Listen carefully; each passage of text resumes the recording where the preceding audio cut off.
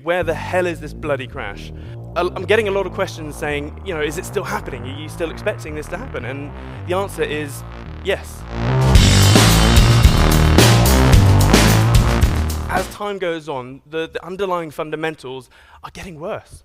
Like, things are far more ripe to sort of topple over now than it was 3 years ago, 2 years ago, even 6 months ago. It's getting worse. And the way I look at it is that in 2006 onwards, we had those huge tectonic plate shifts, and that shift was the subprime mortgage collapse, which sort of exposed the frauds that are sort of going on in the place, like collateralized debt obligations and credit default swaps and all that sort of financial wizardry.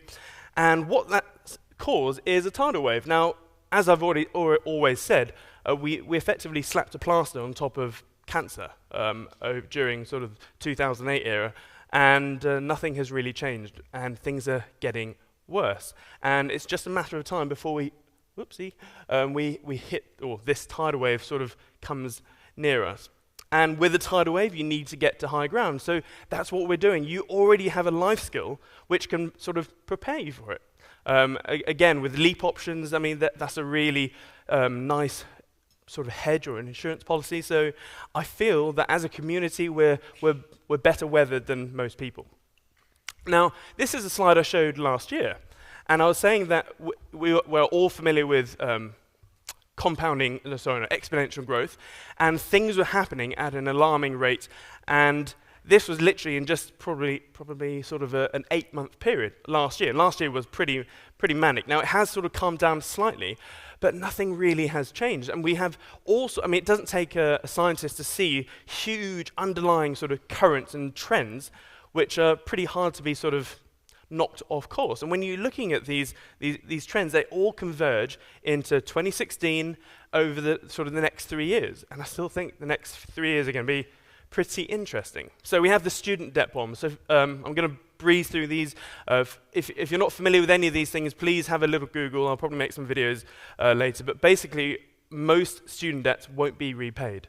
And I mean, there's many reasons why, but a big factor is that most people have a uni degree which is completely irrelevant to their job. And a lot of them are still earning less than the sort of the repayment part.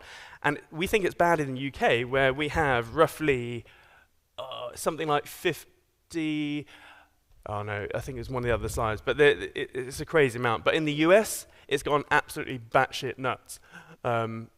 So, yeah.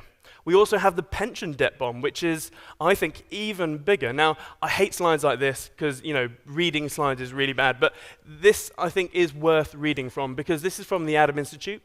And a lot of people know, or hear, we all know that our UK national debt is pretty huge for our country. It's £1.8 trillion. But what people don't realise is that the pension liability is bigger than our national debt. So it's on top of our national debt, and it's completely unfunded.